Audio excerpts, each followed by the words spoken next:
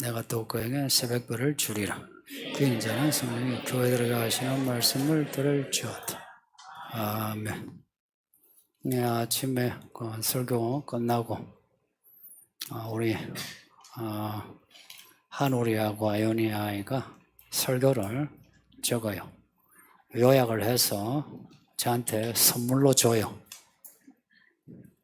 사실 설교 때마다 선물을 받는데 예전에 그 유변이 주에게 다 그래 했어요. 요약을 한 내용을 보면 설교를 다 들어요.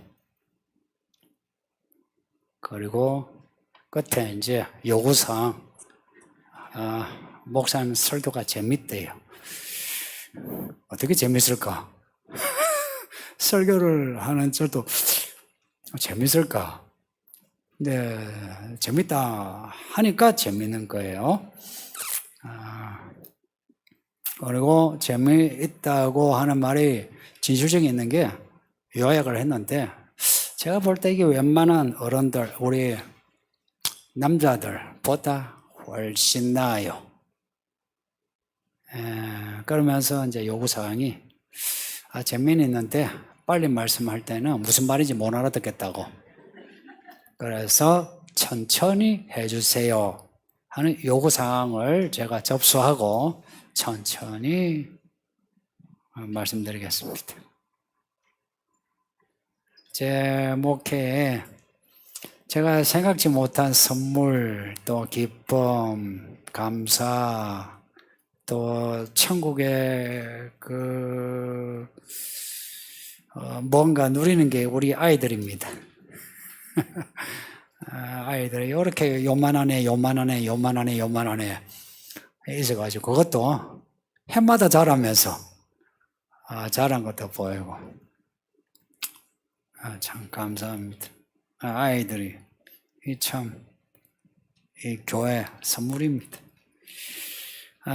예수님이 유대인인 거 아실 거예요. 이스라엘의 구원자로 오셨어요. 선지자들이 많이 예언했어요. 그러면은 유대인이면 예수님이 메시아인 거 알아야죠. 근데 예수님을 고발하고 침뱉고 뺨을 때리고 죽이자 하고 한 사람들이 유대인입니다. 그것도 하나님의 사람이라 일컬어지는 바리새인, 서기관, 제사장들까지 예수님을 죽였어요. 일반 유대인들은 그 위에 지도자들이 죽이자니까 저 하나님의 사람이 예수를 죽여야 한다니까 죽어도 싸다라고 여긴 거예요. 그러니까 하나님 말씀을 잘 알면 하나님 뜻도 잘 알 것 같은데 실제로는 그렇지 않았다. 반전이에요. 율법을 잘 모르는 그 당시의 여자 죄인들이 예수님께 와서 예수님 도와주세요 해가지고 구원받았어요. 그 율법을 잘 아는 사람은 예수를 죽이고 율법을 잘 모르는 사람은 예수님께 와서 도움을 청하고 그 도움을 통해서 예수님이 메시아다 알고 구원받은 거예요. 그러니까 이 율법을 안다는 이 사람들, 율법이 하나님 말씀이거든요. 율법주의 하는데 율법주의 나쁜 거 아니에요. 그러니까 말씀 위주예요. 우리는 지금 복음을 가지고 있으니까 율법하고 좀 안 좋게 여기는데 이스라엘 사람에게 율법이라는 말 자체가 말씀이에요. 그러니까 우리가 말하는 복음이에요. 그러니까 복음을 알면 하나님 뜻대로 살 것 같은데 그렇지 않다는 겁니다. 오히려 그들이 가지고 있는 그 율법의 잣대로 예수를 죽인 거예요. 죽어도 싸다 한 겁니다. 예수님만 죽인 게 아니고 뒤에 교회가 시작될 때에 스데반 집사를 비롯해서 많은 사람을 죽였어요. 이 유대인들이 이 말씀을 가지고 있으면서 예수를 죽였다. 예수님을 몰라봤던 거죠. 그러니까 말씀을 알면서 예수를 몰라봤다. 말씀을 알면서 하나님의 뜻을 몰랐다는 겁니다. 왜 몰랐을까? 말씀을 알면 그 예언대로 예수님이 오셨어요. 하시는 일도 예언대로 하신 거예요.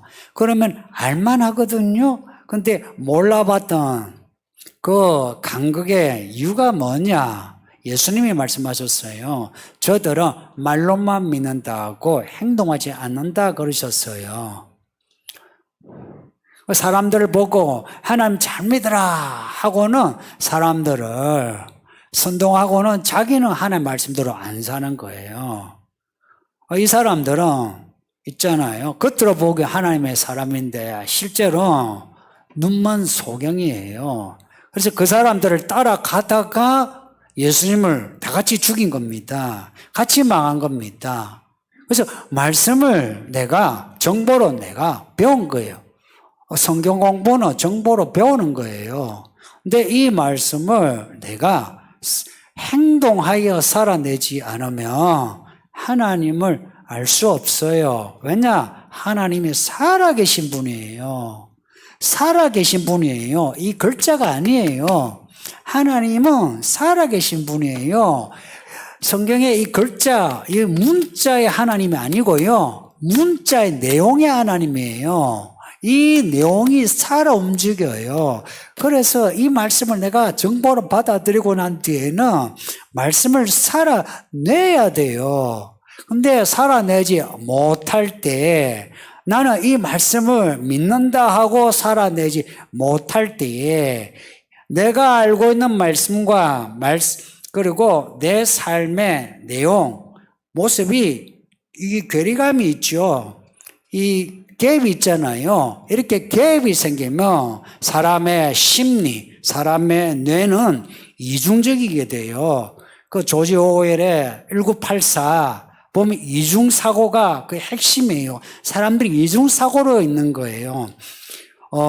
이거는 틀렸어요. 근데 이 상황에는 맞다고 해야 된다 여기는 거예요. 그리고는 맞다라고 스스로 말하는 겁니다. 틀렸는데 그러니까 자기들이 율법을 알고 있어요. 살아내지 못하는 자기들의 그 모습을 감추기 위해서 그래도 우리는 율법을 알고 있어. 우리는 안식일을 지켜. 우리는 정결법을 지켜. 우리는 할례를 했어. 하고 지키는 그 부분을 확대하는 거예요. 근데 하나님이 확대하시는 거는 하나님의 의입니다. 하나님의 정의, 공의입니다. 근데 그거는 살려내지 못하고 근데 이 형식적인 거 살려내면서 우리는 잘 믿다는 겁니다. 이런 거예요. 교회 좀 나오고 헌금을 좀 하며 또 집사, 권사, 교사, 목자 하면서 나는 잘 믿는다는 겁니다. 근데 실제 이 말씀의 내용은 어렵게 사는 거예요. 그러니까 이 간격을 그들은 이중, 삼중적으로 합리화시키는 겁니다. 이렇게 되면요. 있잖아요. 쉽게 상황이 항상 흔들려요. 가끔 여러분 중에 조금만 이 상황이 바뀌면은 막 울고 아니면은 그냥 뭐 참지 못하게 막 좋아가지고 막 자랑하고 혹은 구석에 처박혀가지고 우울하고 아니면 누군가와 이렇게 다투면서 삐져가지고 늘 등지고 살고 약간 그 감정 행동을 잘 컨트롤하지 못하는 사람이 있죠. 이중, 삼중적인 사고예요. 그것은 내가 알고 있는 거와 내 행동 간의 그 갭을 메꾸지 못한 채 그대로 놔주니까 이게 비틀어져요. 비틀어진 거예요. 믿음이 비틀어지고 사고가 비틀어진 거예요. 그리고 진짜로 뇌도 비틀어져요. 뇌도. 이런 있죠. 이걸 성경에는 악이라고 딱 붙여요. 악은 뭐냐? 말씀에 반대되거나 말씀을 비틀면 악이라고 불러요. 아주 단순한 정의예요. 이 악은요, 모방률이 엄청 높아요. 아담과 하와 보세요. 그 밑에 자손들이 전부 악해요. 한 사람이 악하면 옆에 사람 악해져요. 여기 부부 중에 한 사람이 믿음에서 악한 불순종하면 옆에 사람도 같이 불순종해요. 한 사람이 순종하고 옆에 사람 순종하게 하려면 죽어야만 해요. 쉽게 같은 믿음이 안 돼요. 그래서 여러분의 부부, 영상으로 예배하는 여러분도 잘 들으세요. 내 가족 중에 누가 악하면 같이 악해지지 같이 선해지지 않아요. 같이 선해지려면 내가 피를 흘려야 돼요. 내가 죽어야만 내 남편을, 내 아내를, 내 새끼를 구원해요. 근데 그러지 못하는 거예요. 여러분, 죽고 싶어요? 살고 싶어요? 살고 싶은 거라. 이거는 영혼만 살고 싶다가 아니고 내 몸도 살고 싶고 내 자존심도 살고 싶고 내 하고 싶은 것도 살고 싶고 내 욕과 욕망 다 살고 싶은 거라. 이게 살고 싶은데 죽이기 싫으니까. 그래서 내가 악하면 같이 악해져요. 악의 모방성은 온 인류를 한 방에 악하게 만들어요. 이게 창세기 에덴 동산의 그 원죄 이야기입니다. 그리고 이스라엘 역사를 봐도 그래요. 한 사람이 악하면 같이 악해져요. 그래서 하나님은 한 사람이 악했을 때, 예를 들어서 모세가 이스라엘 그 출애굽하고 가나안 땅으로 들어갈 때에 누군가가 안식일을 어겼어요. 그래서 모세에게 와서 어떻게 할까요? 물어봤어요. 하나님이 뭐라고 했는지 아세요? 돌로 쳐 죽여라 했어요. 그래서 돌로 쳐 죽였어요. 그렇게 해야만 악을 막을 수 있는 겁니다. 근데 나중에는요, 이게요, 계속 모방이 되고 있어요. 이걸 이제, 우리 딱 순 한국말로 하면 짝배라고 혹은 미메시스라고 그래요. 미메시스. 혹은 이미테이션이라 하죠. 닮아가는 거예요. 빨리 복제해 가요. 가만히 있는데 닮아를 안 해도요, 한 사람이 악하면 같이 악해져요. 그리고 이 닮아가는 모방, 이 이미테이션은요, 교묘하고요, 강력해요. 교묘하고 강력해서 내가 옆에 있으면요, 마치 그냥 빨려 들어가는 거예요. 같이 악해질 수밖에 없어요. 그래서 이스라엘 역사에서 교회 이야기에서 교회 안에 그런 사람이 있을 때 놔두지 마라 하는 겁니다. 근데 두아드라 교회가 놔준 거예요. 발람에, 그리고 이세벨 니골라 당의 교훈을 지키는 자가 있다. 이게 앞에 북한목 교회에 대한 말씀이기도 해요. 왜 예수님이 이 부분을 강조해서 너희가 왜 그 교훈을 용납했느냐, 이걸 자꾸 말씀해요. 바울의 서신서를 보시면 바울도 똑같은 말을 해요. 교회 안에 다른 복음을 전한 사람에 대해서 가만두지 말라고 해요. 우리는 이런 거예요. 그런 사람 큰 문제가 있나? 놔주는 거예요. 놔주는 게 관용이요, 사랑이죠. 우리가 생각하는 바가 그런 거라. 근데 하나님은 그렇지가 않아요. 누룩은 그냥 제해라는 겁니다. 잘라버리라는 겁니다. 양날의 칼로 이쪽으로 자르고 저쪽으로 자르고 좌우에서 다 잘라내야 한다는 겁니다. 우리가 읽고 있는 성경 이야기가 이런 이야기인가 아시죠? 아는데도 우리는 그걸 잘 못해요. 왜 못하냐? 우리가 이 말씀을 받아들여놓고는 말씀대로 사는 걸 주저주저하는 거라. 말씀대로 행동하는 것을 겁내하는 거라. 왜냐? 사람들이 나를 어떻게 볼까 하는 거예요. 목사도 성도들이 나를 어떻게 볼까? 여러분도, 여기 목자들도 여러분의 그 목장의 성도가 나를 어떻게 볼까? 여러분 목장의 성도들 말 잘 듣습니까? 나이 들고 머리가 굵어지니까 말 안 들어요. 교회 연수가 되면 말 안 들어요. 자기 목소리를 내요. 그 목소리를 내는데 여러분이 어떻게 합니까? 시끄러우니까 놔주는 거라. 놔주고 해서 한국 교회가 이렇습니다. 이 한국 교회에 힘이 있습니까? 이 힘이라는 게 고생해봐야 돈으로 예배당을 짓고 권력자들 몇 명 있다 그 정도 이야기예요. 이번 코로나 때 그 힘 있는 사람들이 무슨 일을 했습니까? 그 힘 있는 사람이 그 사회 그 자리에서 무슨 일을 했습니까? 아무것도 없어요. 이세벨이 누구냐? 자칭 선지자라는 여자입니다. 이 말이 자칭이란 말, 내가 나를 두고 이런 뜻입니다. 선지자란 겁니다. 교회에서 선지자라고 말하지 않았어요. 그런데 자기가 자기를 선지자란 거예요. 자기가 자기를 사도란 겁니다. 자기가 자기를 목사란 거예요. 자기가 자기를 장로요 권사요 자기가 하나님께 계시받은 사람이라고 하는 겁니다. 자기가 자기 스스로. 왜 교회를 이야기하는지 압니까? 교회는 구원받은 공동체예요. 이 공동체 속에서 목사가 나오고 장로가 나오고 권사가 나오고 목자가 나오는 겁니다. 아무리 여러분이 계시를 받고 하나님의 은혜를 받아도 이 교회 공동체가 인정하는 사람이라야 일을 할 수 있어요. 제가 왜 신학교 가서 목사가 될게요? 신학교 안 가도 제가 교회 일을 할 수 있는데 왜 강도사가 되고 목사 고시를 하고 노예 소속이 되고 총회 소속이 되어 있습니까? 교회입니다, 교회. 근데 이 이세벨은 이게 이름을 이세벨이 했지만 이세벨 같은 사람이에요.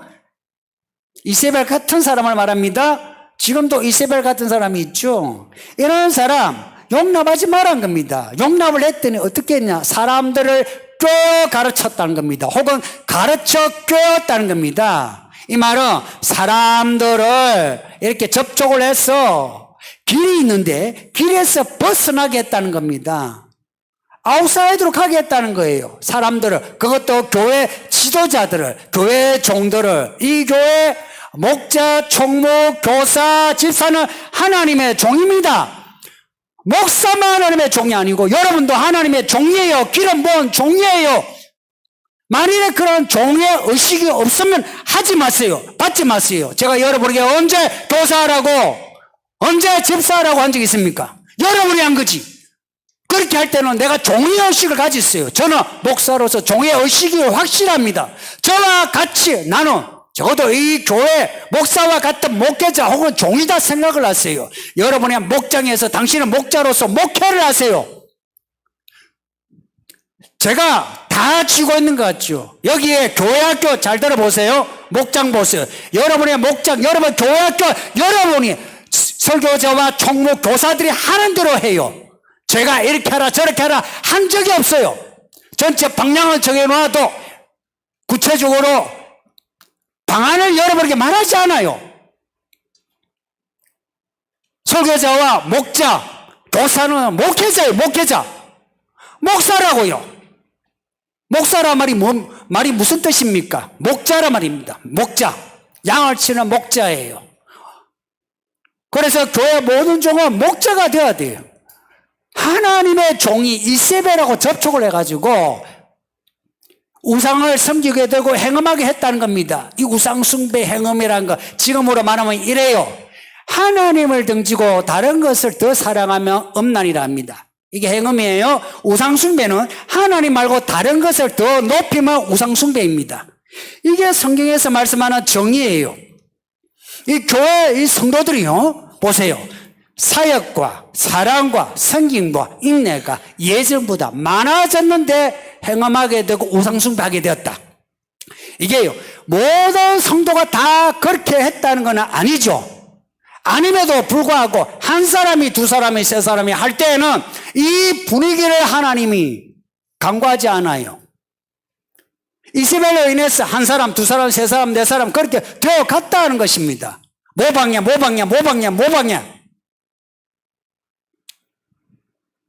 이걸 교회가 허용했다는 겁니다. 왜 허용했겠어요? 우리 교회는 좋은 교회라. 이 좋은 교회라는 의식을 가질 때 우리는 긴장이 풀려요. 그리고 우리가 허용하지 않아야 될 것을 허용해요. 생각해 보세요. 여러분 개인도 내가 사랑도 섬김도 사역도 헌신도 봉사도 많아졌어요. 그래서 하나님에게 칭찬을 받고 사람에게 인정을 받았어요. 그렇게 되었을 때 하나님이 하지 말라고 하는 것을 내가 했을 때에 어떻게 합니까?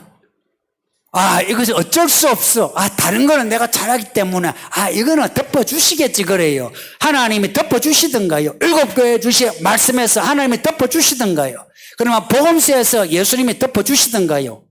부자 청년이 있어요. 복음서에 유명한 사람인데요. 율법을 다 지킨 사람이에요. 율법을 다 지켰다는 거예요. 그거 대단한 거예요. 예수님도 그걸 알아주셨어요. 기뻐하셨어요. 그런데 그 사람에게서 한 가지 부족한 것을 이야기하셨어요. 그 사람이 부족한 거 하나를 들었어요. 그런데 그 하나를 지키지 못했어요. 그거 하나 문제 해결하지 못하고 예수를 떠나버렸어요.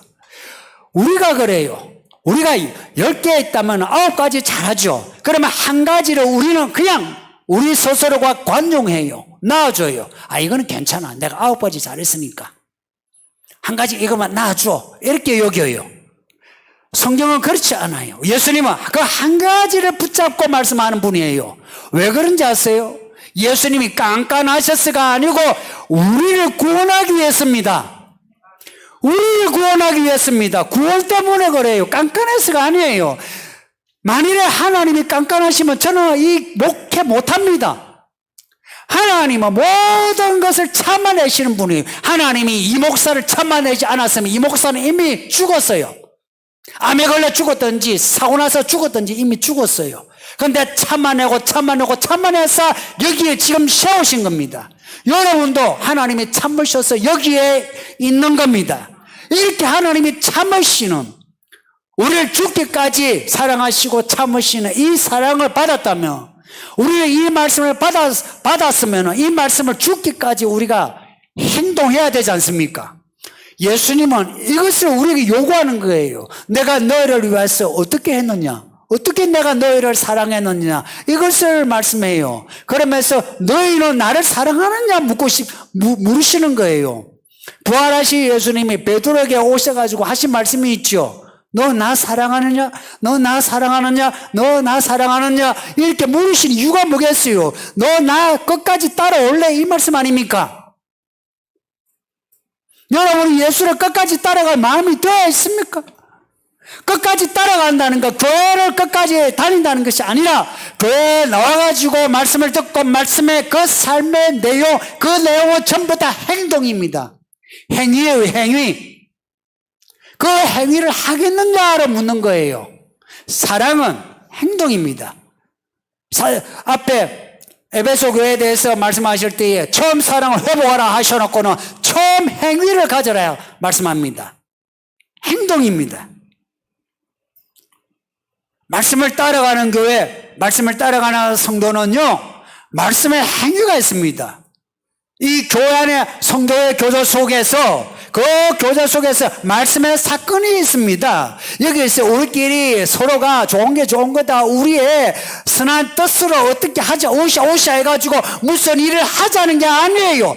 그거 저도 수없이 해봤어요. 여러분 중에도 수없이 해본 사람이 있을 거예요. 그거 아무 쓸모없어요. 이렇게 제가 쓸모없다 하는데도 그것에 집착한 사람이 있어요. 정말 쓰레기 같은 믿음이야. 교회를 그렇게 오래 다녀놓고도, 말씀을 이렇게 읽고 그리고 받은 은혜가 있음에도, 금과 은 같은 은혜를 받고 말씀을 받아놓고도 스스로가 똥통에 빠져가지고 헤매고 있는 거예요. 예수님 하신 말씀 맞아요. 하나님이 이 진주를 줬더니 개돼지처럼 더럽힌다고. 이세벨을 용납하면 안 되는데 용납한 겁니다. 성도님들, 할 것은 하고 하지 않을 것은 하지 않아야 됩니다. 맺을 것은 맺고 끊을 것은 끊어야 합니다. 이 두 가지를 해내야만 해요. 이게요, 양날개예요. 내가 해야 될 것을 하고 하지 않아야 될 것을 하지 않아야 내가 날아갈 수 있는 거죠. 내가 있잖아요. 사랑도 섬김도 인내도 많아요. 근데 하면 안 되는 것을, 이거는 끊어야 되는데 끊지 못하는 거, 그것을 갖다가 내가 그동안에 이렇게 열심히 했는데, 가끔 성도들을 그러죠. 내가 교회를 위해서 얼마나 봉사했는데, 얼마나 섬겼는데, 얼마나 잘 믿었는데, 제가 그런 분에게 정말 하고 싶어요. 얼마나 잘 믿어봤어요. 얼마나 헌신해봤어요. 얼마나 해봤냐고. 정말 얼마나 잘 믿어봤냐고. 제가 지금까지 목사를 수십 년 했는데 내가 하나님 앞에 잘 믿었다고 할 수가 없어요. 하나님께 충성된 종. 제가 충성을 했는지 지금도 의심스러워요. 하나님 앞에 섰을 때 제가 어떤 평가를 받을지 지금도 떨린다고요. 성도님들, 제가 떨리는 것 같지 않나요? 저 일상에서 제가 떨리는 것 같지 않나요? 제가 그렇게 가식적이고 외식적입니까? 목사가 이렇게 떨면 여러분도 떨어야죠. 그렇다고 해서 여러분 보고 첫날 만나 교회 와가지고 기도하라, 교회 헌금을 해라, 그럽니까? 절기라고. 즐길 수 있으면 즐기라고, 하나님이 주신 은혜를 즐기라고. 그러나 방향을 딱 정해놓고 내가 해야 될 거 하고 하지 않아야 될 것을 하지 않는 가운데 우리는 먹고 마시고 즐기는 거예요. 이걸 하고 있느냐 하는 겁니다. 합시다. 예. 예, 질문 읽어주세요.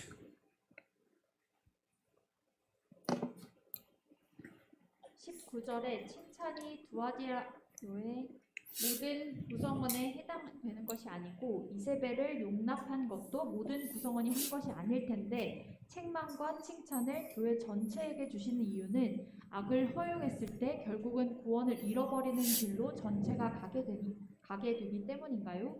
교회의 한 방향, 같은 방향에 대해 평소 강조하시는 말씀을 질문과 연결해서 좀 더 설명해 주시면 좋을 것 같습니다.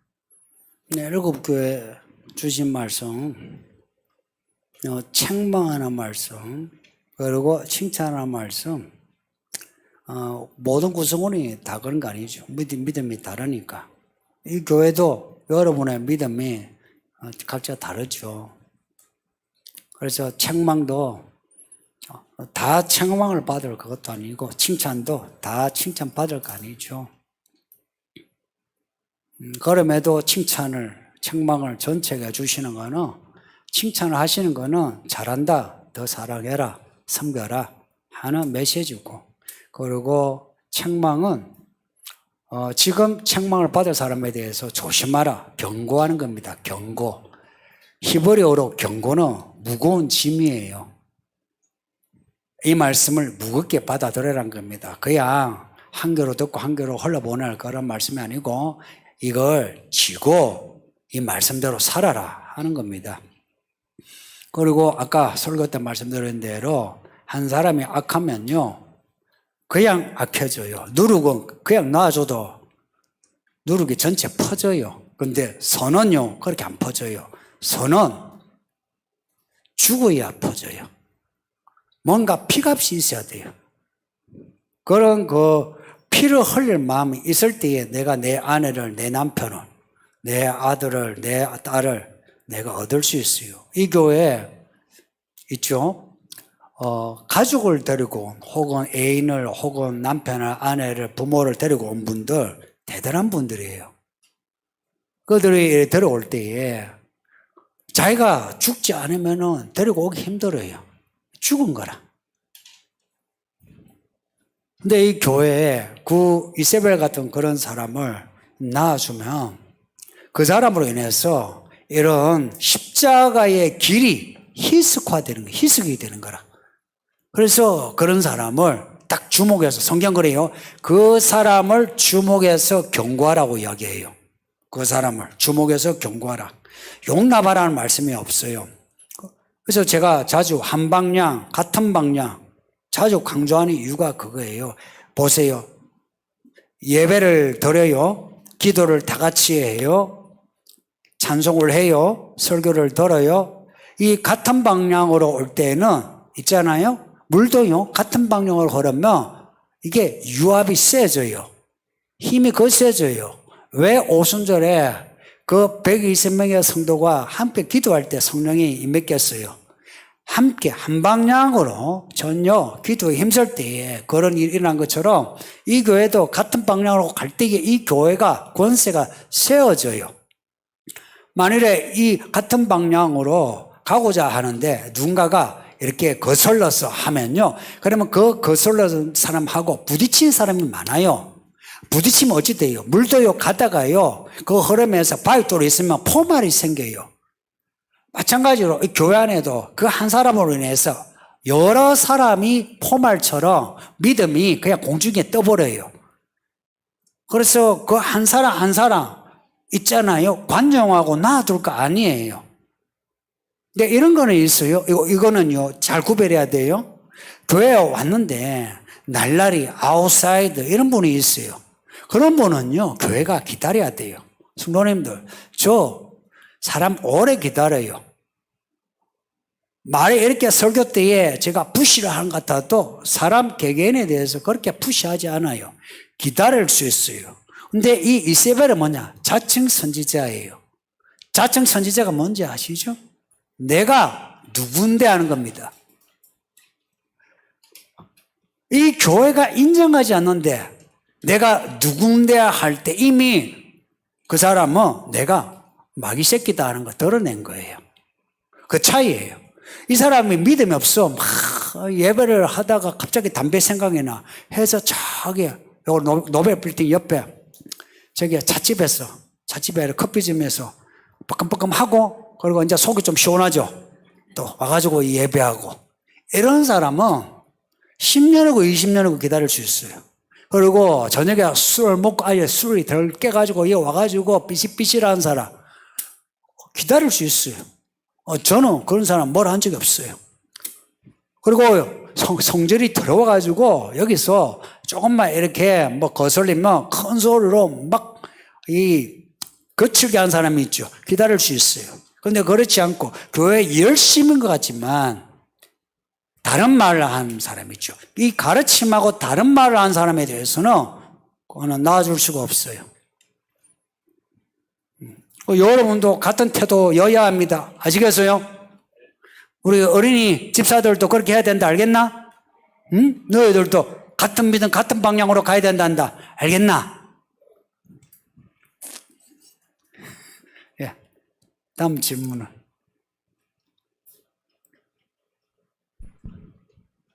이세벨과 같은 사람, 발람과 같은 사람, 니골라당 같은 사람을 용납하려는 분위기나 명분은 사람들의 공감을 얻기 쉽습니다. 반면 이들을 지적하고 책망하는 것은 공감을 얻기 힘듭니다. 또 세상의 이슈에 대해 목사님이 보시는 시각과 다른 말을 하는 사람도 있습니다.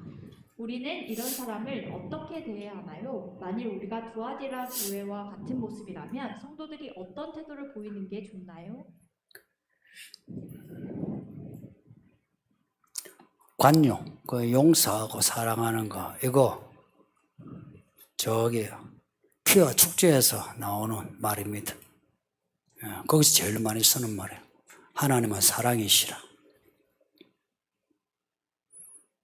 그 중간에 하나님이 우리를 사랑하시어 죽기까지 사랑하신 그 죽음을 이야기하지는 않아요. 왜 죽으셨나? 우리의 죄 때문에. 죄의 문제가 거기에 있어요. 이세벨, 발람, 니골라다 공통점이 있죠.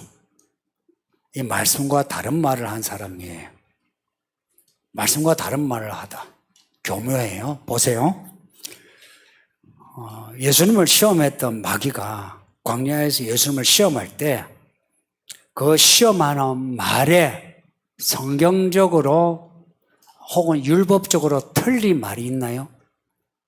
예수님을 시험했던 말에, 마귀가 시험했던 말에 성경적으로 틀린 말이 있나요?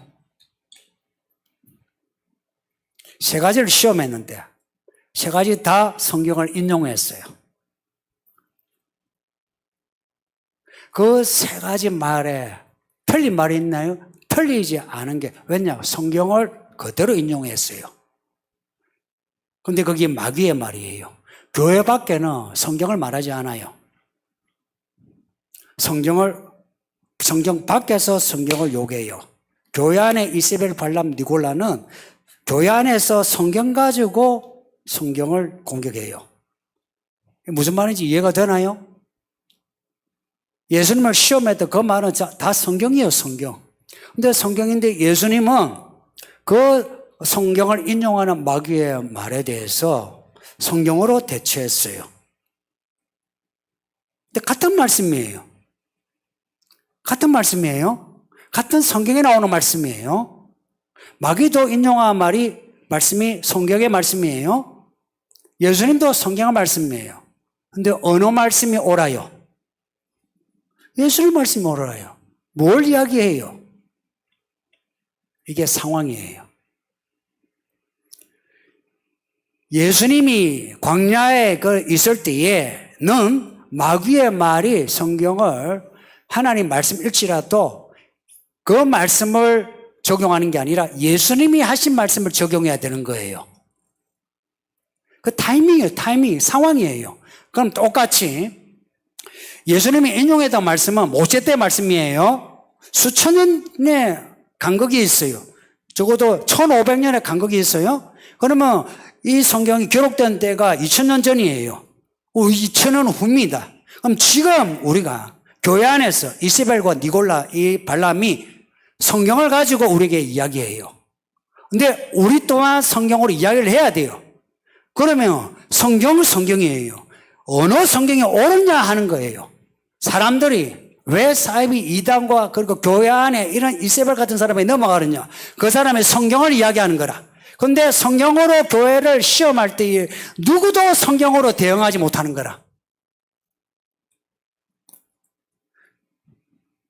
이 상황에 맞는 이 시대에 보세요. 한국 21세기 서울 강남 이 상황에서 지금 이 한국 사회에 일어나는 이슈에 대해서 이번 코로나는 정말 좋은 교과서예요. 그런 일이 일어났을 때에 어떻게 해야 되느냐. 많은 사람이 성경 구절을 가지고 예배당 문을 닫았어요. 또한 이 교회는 또한 성경 구절을 가지고 예배를 들었어요.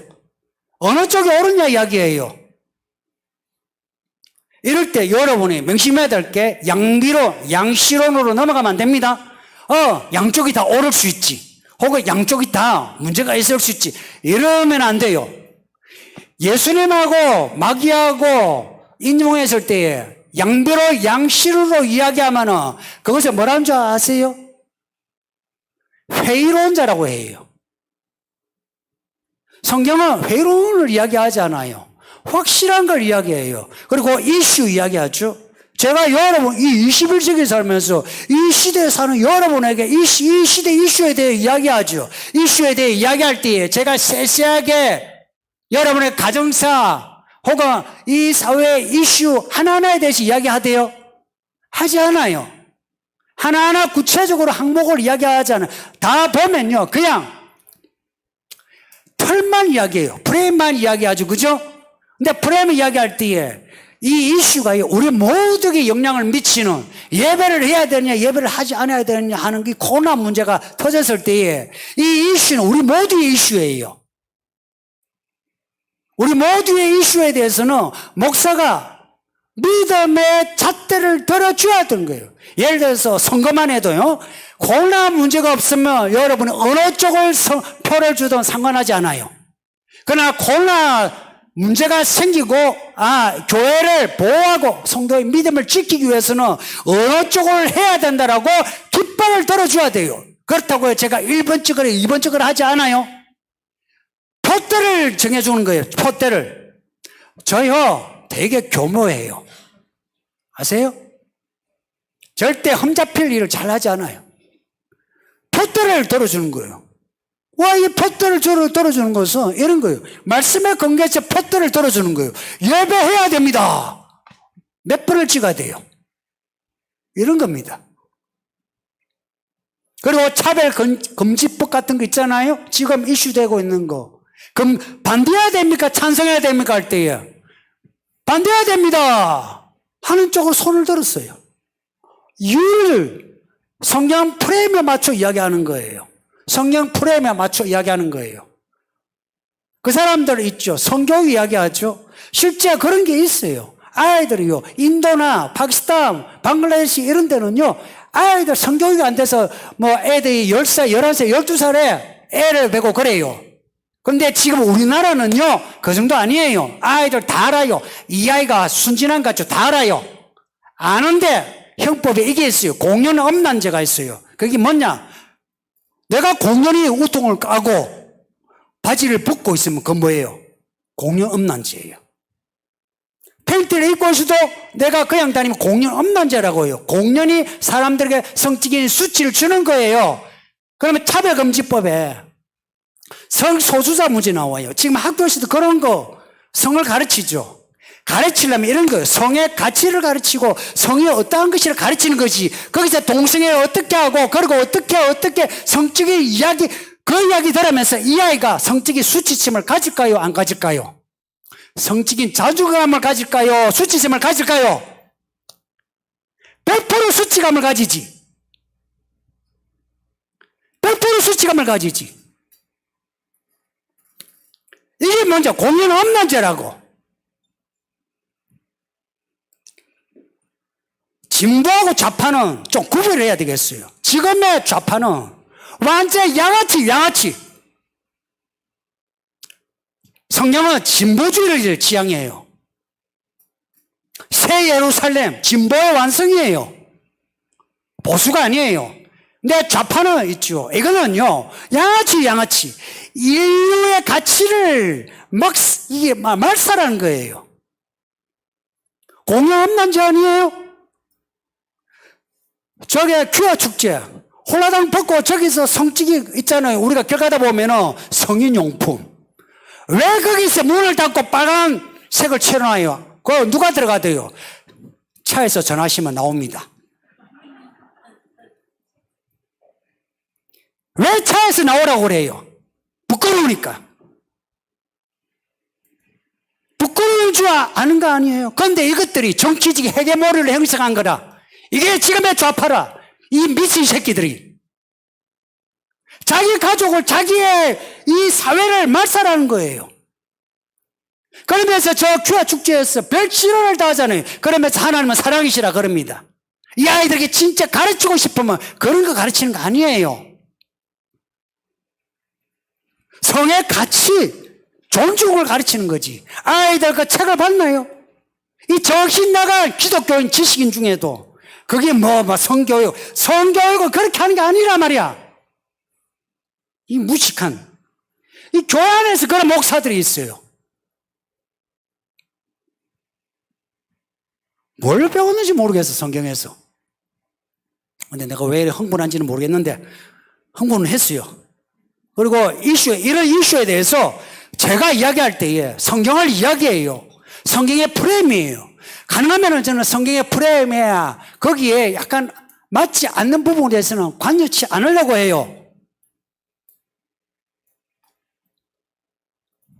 아마 저를 아는 분들은 여기에 대해서 공감하지 않을 수 없을 거예요. 근데 성경 프레임에 의해서 제가 이슈에 대해서 이야기하면은 여러분은 따르세요. 여기서 따르기 싫으면 저한테 와서 반론을 제기하고 반론하고 안 맞으면 교회를 나가세요. 이게 교회 안녕이에요. 말씀을 이야기해요. 여러분은 개인의 자유, 개인의 의견을 말살하는 게 아니고 이 이슈에 대해서 내가 이야기하는 겁니다. 목자들 잘 들으세요. 여러분 목장에 그런 사람이 있으면 그냥 두지 마세요. 저한테 보고를 해야 되고 아니면 그 사람하고 저하고 맞대응해서 논쟁하도록 해야 돼요. 저는 논쟁할 마음이 충분히 되어 있어요. 예수님은 논쟁자입니다. 변론자고. 그러니 만난 사람마다 논쟁했죠. 그렇게 해야만 돼요. 그래서 여러분들 성경 많이 읽고 글 많이 쓰세요. 글 쓰라고. 글 쓰시라고. 말로만 해가지고는 안 돼요. 이게요, 지식이 체계화되어 있어야 돼요. 이 스칼라십이요, 체계화 되는데 몇 년이 걸려요. 정말 몇십 년도 걸려요. 이게 되어야 돼요. 이런 체계화 되었는데 여기에 있죠. 말이 안 통하면 이미 그 사람은 아웃사이드에 있는 거예요. 이미 저 강 건너편에서 교회 밖에 있다는 거예요. 스스로가. 자기가 그렇게 정해놓은 거예요. 그런 사람에 대해서 관용하고 용서하고 아니에요. 이 안에 있는, 프레임 안에 있는 말씀은요, 우리를 자유케 하는 거예요. 그래서 진리란 말, 알고 보면요, 진리란 말은요, 진리라고 하는 이데올로기예요. 성경의 이데올로기예요. 따지면. 교회 밖에서 보면 그런 거 아닙니까? 왜 성경만 옳으냐 그래요. 교회 밖에서 보면 똑같은 이데올로기예요. 좋아요, 이데올로기라고. 근데 나의 이데올로기가 아니다 이야기라. 성경의 이데올로기란 말이야. 성경의 이데올로기를 우리가 받아들이는 거예요. 받아들여놓고 살아보시라고. 행동해보시라고. 행동해보시고 이 진리의 프레임에 맞춰 사는 게 이게 좋은지 안 좋은지를 한번 경험해보시라고요. 경험을 하고 나면 이 진리의 맛에 취해서 진리를 벗어날 수가 없어요. 그리고 다른 것은 다 잃어도 이 진리의 말씀을 내가 마지막 보루로 지킬 수 있는 거예요. 오늘 말씀에 있죠. 너에게 남은 것을 굳게 지켜랍니다. 우리에게 남은 게 뭐가 있습니까? 아무도 없어요. 처자식 안 남아요. 저는 제 처자식 그렇게 신뢰 안 해요. 아무도 안 남아요. 남는 거는 하나님밖에 없어요. 말씀밖에 없어요. 성도님들, 제가 너무 과격하게 말하는 것 같아도 저 사실이에요. 남는 거 없어요. 여기에 할머니 이 자식 치고 손주 키웠잖아요. 저 손주 이 손을 잡고 있잖아요. 이 손주가 안 남는다고 결국은. 내가 그리스도 안에 있을 때 이 손주도 같이 남을 수 있는 거예요. 내가 그리스도만 붙잡을 때 내 자녀, 내 손주를 내가 얻을 수 있지. 내가 이 손주를 끝까지 잡고 이 두 손을 잡고 있는데 어떻게 예수님의 손을 잡아요? 놓아야 돼요. 놓으세요. 아까부터 지금 놓아보세요. 그렇게 놓고 할머니가 오면은 이 아이들이요 따라와요. 그리고 이 아이들의 손에는 예수님이 손잡고 있어요. 내가 내 새끼 손잡고 끝까지 가려고 해보세요. 이 새끼는 내 손만 잡지 예수님 손을 못 잡아요. 아세요? 여기에 부모님들, 나이 들어가는 부모님들, 나 여러분에게 할 말이 정말 많아요. 자식 새끼 놓아버리세요. 놓아야 돼요. 놓아야 당신 자녀를 하나님에 붙잡아. 당신이 자식 새끼 잡고서 하려고 하니까 그 새끼가 하나님을 못 잡지. 애가 유치원 가고 초등학교 가고 청년이 되었으면 이미 싹이 나왔잖아요. 싹이 어때요? 싹을 보잖아. 왜 그렇게 되었어? 내가 내 새끼 잡고 키운 거라. 그러더니 그 새끼가 그 모양인 거라. 너무 자식 새끼에 대해서 보담지 마세요. 예수님 보세요. 다 잘하는데 너 한 가지 부족해. 너 이세벨을 용납했어. 책망이에요. 부모는 자식을 책망할 줄 알아야지. 아이고 니 잘한다 잘한다 니 다 잘한다 잘한다. 아 그건 좀 못해도 괜찮아. 이게 사랑이라고 여겨요. 정말 자녀를 사랑합니까? 정말 사랑해요? 정말 사랑하면 그 자식 새끼 잘하는 거 한 줄로 끝냈어요. 너 그래 수고한다. 근데 너한테 할 말이 있어. 너 그러다가 죽어. 왜 죽는지 아니? 성경에 이렇게 죽은 사람 많아. 그리고 저기도 죽어서 이야기를 해야죠.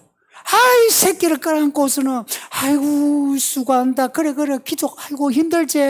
아이고 예배하는 게 힘들지. 집사 권사 장로들이 그따위식이요. 아이고 그래 예배 힘들지 쉬어라. 이 아이들이 예배를 드리는도 마는도 왔다리 갔다리 하는데도 가만 놔주면서 그 새끼가 교회만 오는 것을 아이고 교회라도 와주니 고맙다 그래요. 지랄 같은 소리 하고 있네. 말이 됩니까? 교회 다닌 지 몇 년이 되었는데 몇 년이 되었으면 그만한 프레임이 짜져야죠. 프레임이. 믿음은 프레임입니다. 믿음은 시스템이에요. 이게 짜져 있어요. 이거를 보이지 아니하는 퍼즐과 퍼즐이 맞춰졌는데 이게요 힘이 있어요. 힘이. 아이고, 질문 없죠 이제 하지 맙시다. 어떻게 하다가는 내가 없는데 여기에 뭐가 이번에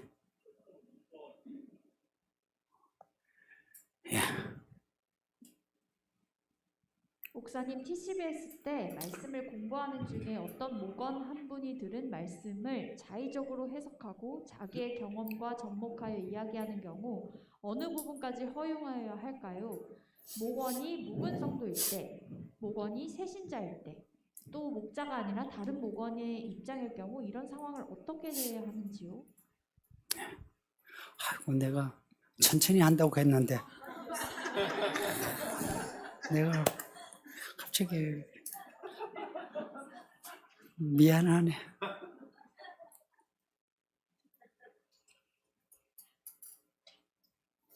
제가 결혼하고 청년부 설교했어요. 전도사처럼. 그리고 결혼 전에 캠퍼스에서 비공식적으로 성경 가르쳤어요. 성경을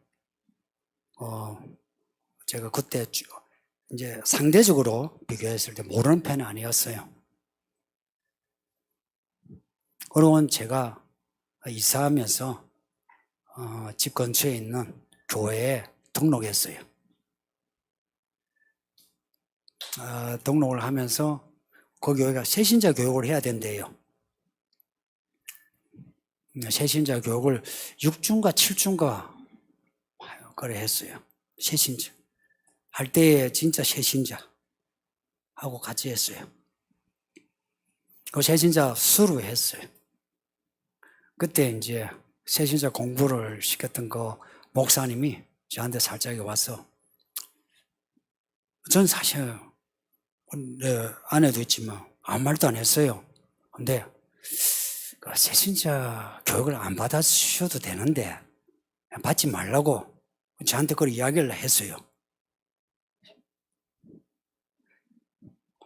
그냥 당신이 안 받아도 된다고 그랬어요, 그냥. 그래서 제가, 아닙니다. 제가 끝까지 할게요. 내가 왜 끝까지 했냐? 제가 겸손해서 아니에요. 나 여기 와서 새신자로 겸손하게 내가 이제 해야지. 이런 그런 어떤 양심적, 윤리적인 그런 의도가 아니었고요.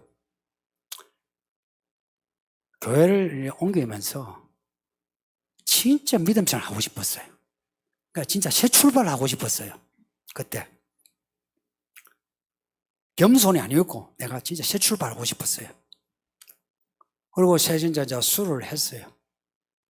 했는데 이제 같이 이제 이래 했던 한 3, 40대 이제 연배가 한 10살 정도 차이 나고 했는데 다 새신자가 되니까 사실 교회 뭐 얼굴에 인사는 하는데 뭐 오전 예배, 오후 예배 사이에 뭘 해야 될지. 그래서 제가 우리 집이 제일 가까워요. 다만 계단이 100계단이에요. 100계단도 넘죠. 한 200계단 정도 돼요. 여름 보면 놀랄걸요? 이래요. 이렇게 보여. 그 꼭대기에. 그래서 우리 집에 가서 이제 텔레비전 보고 자고 그 다음에는 이제 라면 끓여 먹고 이렇게 하다가 한 모임이 되었어요. 이 모임이 새신자 모임이에요, 따지면. 근데 새신자 모임이고 또 교회에 이제 젊은 사람들이 또 들어왔어요. 이게 웅숭웅숭해가 교회가 그때 제일 컸어요. 그때가 그 교회의 제일 컸어요.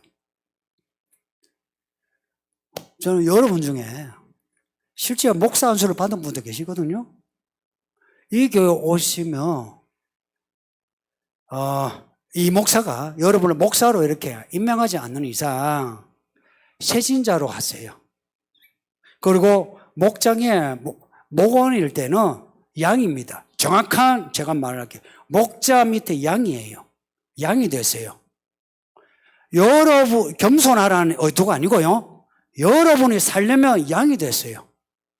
목자, 여러분보다 나이 어리고 여러분보다 성경을 몰라도 목자 말을 잘 들었어요. 제가 경험한 겁니다. 제가 경험한 겁니다. 목자에게 양이 되시고 다른 양, 그 목자가 케어하기 힘들면 여러분을 도와주고 목자 말에 그냥 100% 순종하세요. 목자가 하는 말과 다른 말을 하지 마요. 이거 교회에 대해서 내가 반기를 드는 거예요. 그 목자에 대해서 하는 게 아니에요. 교회에 대해서 내가 반기를 드는 거예요. 이 영상을 보는 분도 명심하세요. 목자가 하는 말에 그 다른 말을 하지 마요. 이거요, 뭐 여기가 뭐 공산주의냐, 뭐 교조주의냐, 도구마냐 이런 말 하죠. 그런 의도 아니에요. 진짜 하고 싶으면 이런 거예요. 조용히 목자는 이렇게 생각하시면 어떻겠습니까? 이렇게 하는 거지. 목장에 양들이 다 같이 있는데 그건 틀렸어요. 목자가 하는 거. 그 사람은 이세벨이에요. 정확하면 이세벨 발람 니골라의 가능성이 커요. 이 교회에 있어도 오래 못 있어요. 그 영혼이 불쌍해요. 그러면 안 돼요. 목원이 무거운 성도일 때, 무거운 성도. 예를 들어서 뭐 수십 년, 딴 교회에서 예를 들어서 뭐 권사, 뭐 집사 다 하고 와도 여기에 목장에 들어갈 때는 양이 되세요.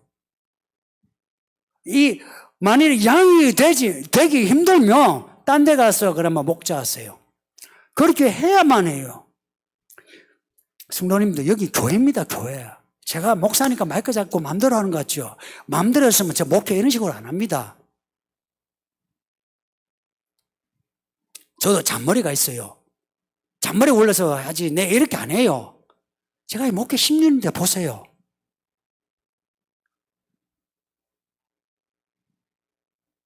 잔머리 굴 거 없어요. 그래서 당신이 목자 했어요. 근데 잘렸어. 잘려가지고 이제 다른 목장에, 이제 저 목장에, 그것도 청년 목장에 갔어. 어찌해야 되는지 아세요? 양이에요. 그냥 엎드리세요. 그냥 엎드리세요. 이거 여러분에게 정말 좋은 팁을 들은 거예요. 겸손, 이런 문제 아니에요. 겸손의 문제 아니라니까. 그냥 엎드리시고 그 목자를 하늘처럼 받들어 보세요. 하늘처럼. 그 새신자하고요, 그 교회 목사님을 하늘처럼 받들었어요. 저 원래 그런 성격이 아니었거든요. 약간 교회에 대해서 반기, 약간 아웃사이드였어요. 집사람은 인사이드, 저는 아웃사이드. 그러니까 어쩌다가 이렇게 오작교에서 만나듯이 만나가지고 짝짝꿍해서 결혼했는데, 그 아웃사이드 성격이에요. 여러분도 아마 저한테 그런 부분 느낄 거예요. 저 아웃사이드 성격이에요. 그럼에도 교회에 대해서는 철저하게 그냥 엎드려요. 제가 부목사 할 때 담임 목사님에게 반기를 든 적 없어요. 아, 이렇게 하면 어떻게 생각하라고 나지 목사님이 지시하면 그대로 다 했어요. 왜 그런지 아세요? 교회예요, 교회. 여기는 나의 지식, 나의 경험, 이거요, 크게 쓸모가 없어요. 여기 어른들 한번 자기 경험, 자기 지식 한번 주장한 적 있을걸요? 뭔가 있대요? 안 생겨요. 별거 없어요. 별거 없는 걸 알거든. 아는데도 또 하고 있어. 그러니까 이 교회에 딱 들어오면요, 서울이기는 교회가 벌써 10년 차입니다. 10년 차면은 이제 교회가 성숙해야 돼요. 그래서 이미 분위기가 잡혀야 돼요. 여기에 어느 뭐 신학교 교수가 와도 여기 딱 들어오면요, 처음에는 새신자처럼 목장에 들어가면은 해야 돼요. 목사가 이분은 나와 같이 동사 목회합니다 라고 하면은 달라요. 그러면은 이분은 그런 거 안 해도 돼요. 목장에 안 들어가도 되고요. 근데 그게 아니고 그냥 처음에 목장에 들어가고 들어갔다, 그걸 제가 용인했다, 이럴 때는 양이에요. 양이라고. 목원이 새신자일 경우는 좀 달라요. 목원이 새신자일 경우는요, 새신자는요, 아시죠? 애는 태어나면 무조건 기분 나쁘면 울어요. 아니면 똥을 싸질러. 그럴 때는 목자는 그냥 다 닦아줘야지. 무거운 성도가 할 때하고는 달라요. 새신자 여러분이 여기서 하고 싶은 말 그냥 하세요. 목자가 좀 마음에 안 드는 말 하면 있잖아요. 이해가 안 되면 이해 안 된다 이야기 하시고 해도 돼요. 새신자는 달라요. 새신자는 그냥 아이처럼 배고프면 배고프다 하세요. 안 집사님, 오늘 말씀 재미없어. 그 말 하는 거예요. 근데, 지난주는 뭐 재밌더만 이번 주는 준비를 별로 안 했죠. 새신자는 모든 말을 다 할 수 있어요. 저한테도요. 목사님 너무 고함 지르지 마세요. 귀가 힘들어요. 사투리 쓰지 마세요. 힘들어. 왜? 괜찮아요. 그럼 저는 당분간 안 쓰다가 또 써요. 근데 처음에는 안 써요. 근데 새신자는 괜찮아요. 새신자 여러분, 하고 싶은 말 해도 돼요. 근데 지금 요 대상이 이세벨은 묵은 사람입니다. 이세벨이 지금 초점을 두는 거예요. 이세벨 같은 사람은 말 그냥 하게 놔두면 안 돼요. 그렇게 하면 안 돼요.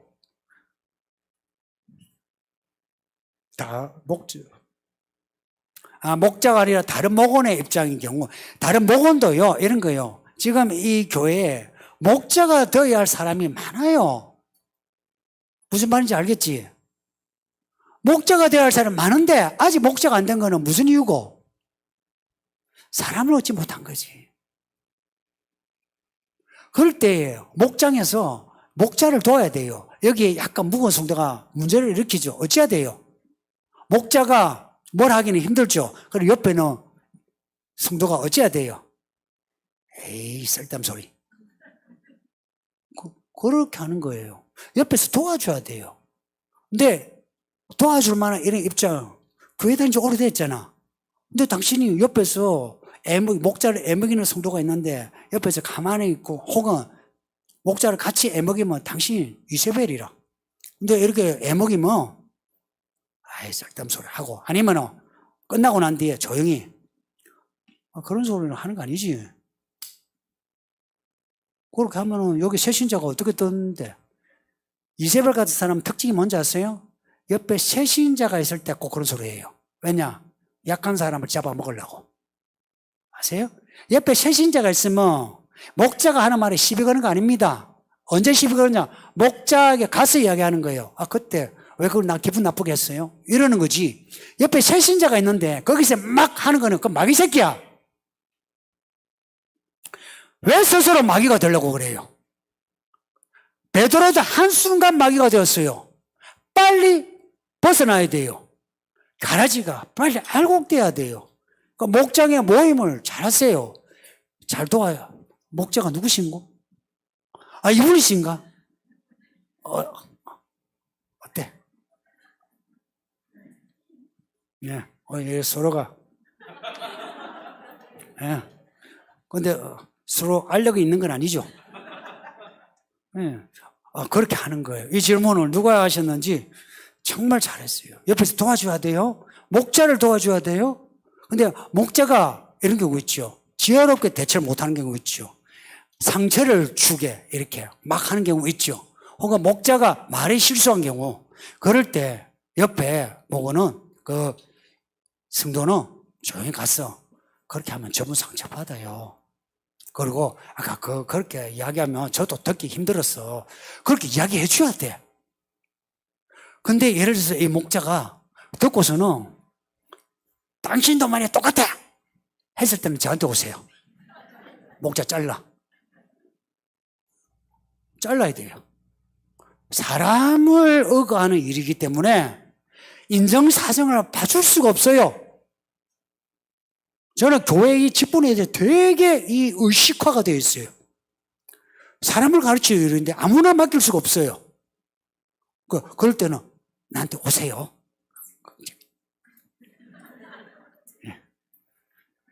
여기까지 합시다. 기도합니다. 아버지 하나님 고맙습니다. 오늘 말씀을 이렇게 하고 듣게 하시니 감사합니다.